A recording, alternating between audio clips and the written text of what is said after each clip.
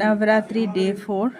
এখানে রসগোল্লা আছে, কাজু কাটলি, আঙুর, খেজুর, কলা, আর এখানে রসমালাই আছে।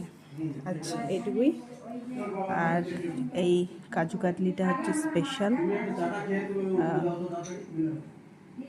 গিফট পাওয়া, তো এটা আজকে খুবই মাহাত্ম্য রাখে আজকের দিনে।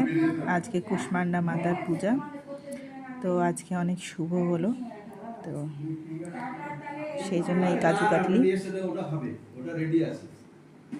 আর নবরাত্রির এই যে প্রসাদ।